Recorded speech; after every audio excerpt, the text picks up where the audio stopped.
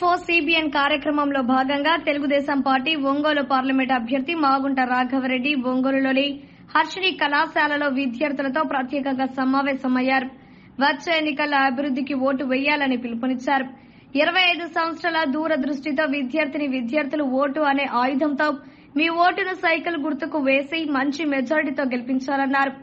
ఈ కార్యక్రమంలో హర్షిని కళాశాల అధినేత గోరంట్ల రవికుమార్, టీడీపీ నాయకులు తాతా ప్రసాద్, బెల్లం సత్యం, కుప్ప రంగసాయి తదితరులు పాల్గొన్నారు. పొలిటికల్ స్పీచెస్ అన్ని అయిపోయినాయి. ఇప్పుడు మనం కొంచెం రిలాక్స్ గా మాట్లాడుకోవచ్చు.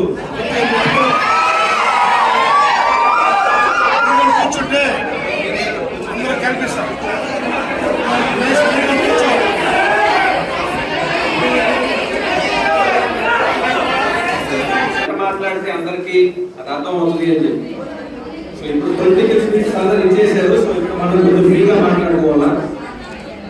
ఇప్పుడు మీ చేతిలో ఒక ఆయుధం ఉంది.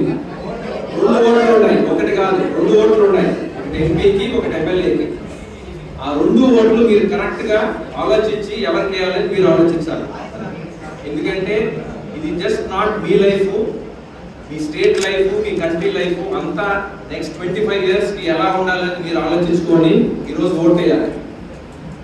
5 years బ్యాక్ ఒక ఇన్సిడెంట్ జరిగింది. Somebody came to power. I thought he is going to be there for 25 years. He got such a good majority. But unfortunately it has not happened. So ఈ రోజు మీరు నెక్స్ట్ 25 ఇయర్స్ కి మీ leaders ఎవరు ఉండాలని చెప్పి మీరు ఆలోచించుకొని మీరు ఓట్ వేయాలి. May 13th is a very important day. So మీ దగ్గర ఉండే ఆయుధం మీ ఓటు. ఆ 2 ఓట్లు ఎవరికి వేయాలనేది మీకు తెలుసు. ఇక్కడ రాసి ఉంది, చూసుకోండి. ఇది మీరు మైండ్ లో పెట్టుకొని మీరు MP vote plus MLA vote మీరు ఎక్కడి నుంచైనా కానివ్వండి, ఒంగోలు నుంచే కాదు ఎక్కడి నుంచైనా కూడా ఉండండి. మీరు వేయాల్సిన ఓటు సైకిల్ గుర్తు పైన వేయాలి. అది ఎందుకనేది మీకు తెలుసు. మీకు ఆల్రెడీ ఎక్స్ప్లెయిన్ చేశారు అందరూ.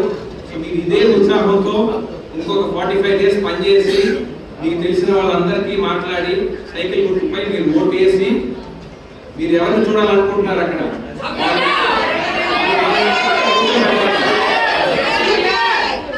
ఎవరిని చూడాలనుకుంటున్నారో వాళ్ళని కూర్చోబెట్టాలి. మీరు అక్కడ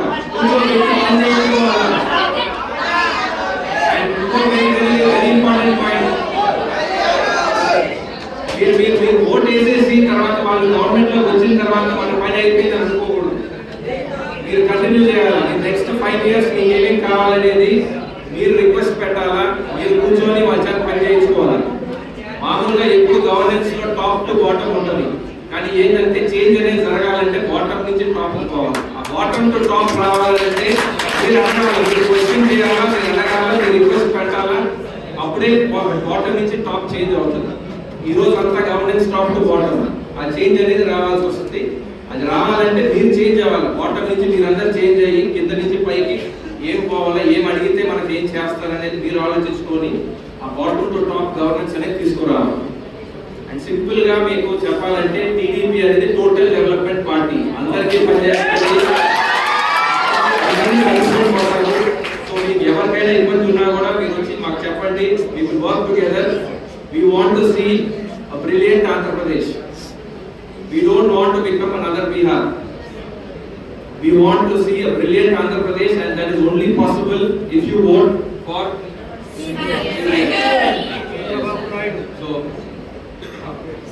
CBN plus Pawan Kalyan plus three of them are included in that. So మీరు టీడీపీ ఓటు వేస్తే అది టీడీపీ ఒక్కటే కాదు, టీడీపీకి, జనసేనకి, బీజేపీ కూడా పోతుంది. సో మీరు ముగ్గురికి ఓటు వేసినట్టే అది. సో మోడీ గారు ప్రధానమంత్రి అయిపోయిన తర్వాత we will start seeing the first steps towards a brilliant Andhra Pradesh.